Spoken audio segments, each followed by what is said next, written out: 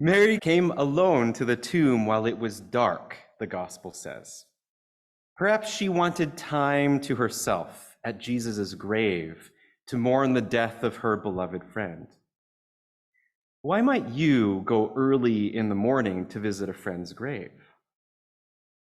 It was in this darkness and in her mourning that she is asked twice, "Woman, why are you weeping?" She's asked this first by two angels. Mary's response to them is clear. "They have taken away my Lord, and I do not know where they have laid him." Mary expected the stone to be over the tomb, but it was not. She expected Jesus' body to be in it, but to her surprise, his corpse was not there. No doubt a million questions are racing. Who stole the body? Was it the Roman soldiers? Was it religious zealots? What terrible things are they going to do with his body? Mary just wanted to mourn at the grave of her beloved friend. Instead, all these added questions, added emotions tore her apart and reduced her to tears. Wouldn't you weep at this level of desolation? Indeed, we have so much to weep over, whether it's the destruction of the planet, global extremism, war and conflict, the refugee and migrant crisis, growing division between rich and poor, gun violence, discrimination, abuse over power, money, and sex, and on and on and on. It can be so unbearable that we can't help but weep. And as if these global challenges weren't enough, many of us face our own griefs, anxieties, heartbreaks, frustrations, and disappointments. It can all be utterly overwhelming that sometimes all we can do is weep. And not just a few tears, but full-on ugly crying with loud sobs and crying out. And just as with Mary Magdalene, God sends angels into our tombs of despair. These angels are people who share compassion, justice, reconciliation, faith, and hope. These angels are people who show concern and care for the lives and troubles of others. These angels are people of the resurrection and ministers of it. These angels are people like you. Yet tragically, even in the face of these angels, Mary does not find comfort. Truth be told, we too might not always recognize their truth or accept their encouragements. Our instincts and egos would prefer to remain at the foot of the cross. We don't want to let go of our expectations. We fear losing whatever hopes or memories we had of a person or time that was. I've been accompanying a friend lately who's been recovering from heartbreak.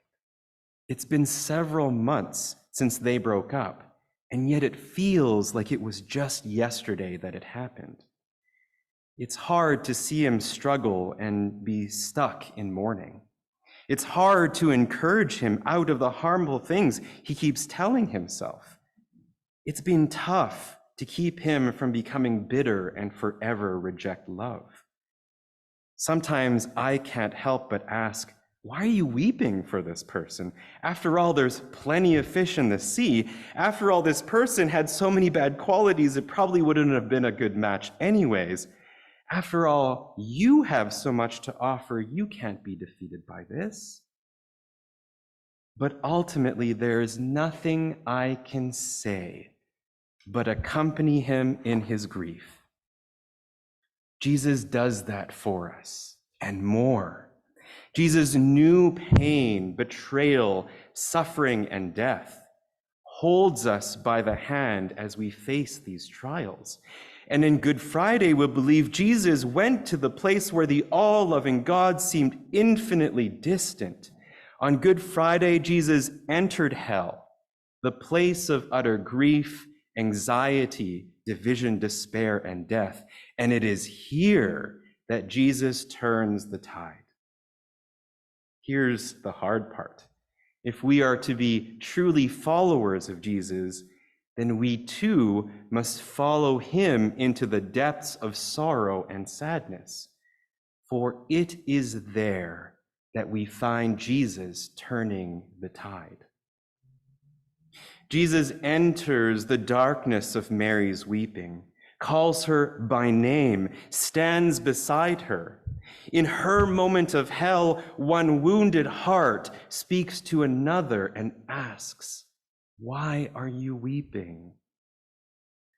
Mary needs to talk. She needs to process and be heard. For those who grieve, this is one of the most helpful things you can do, just to be a listening, loving presence without answers or advice, just inviting a conversation.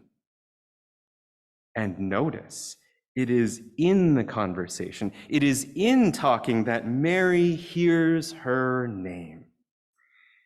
We'll see this same phenomenon in a couple weeks as we hear the story of the disciples speaking with the resurrected Jesus on the road to Emmaus. They don't know who they're talking to at first, but as the conversation goes, they come to realize that it's Jesus. And this realization transforms their grief. When Jesus appears in the resurrected form, it's in moments of a heart-to-heart sacredness like these, appearing to Mary, appearing to the other disciples in the locked room, on the road to Emmaus, on the beach for breakfast.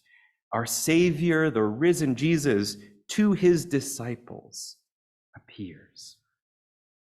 When they are in places of vulnerability, when their hearts are open a little bit more, when their emotions are raw. Mary is having a complete breakdown. All her defenses are gone. I'm sure she's never felt more stressed or pain than she does now. And then someone asks her, "Why are you weeping?" And the floodgates open. That is the moment she meets Christ. That is the moment she sees the signs of divinity all around her.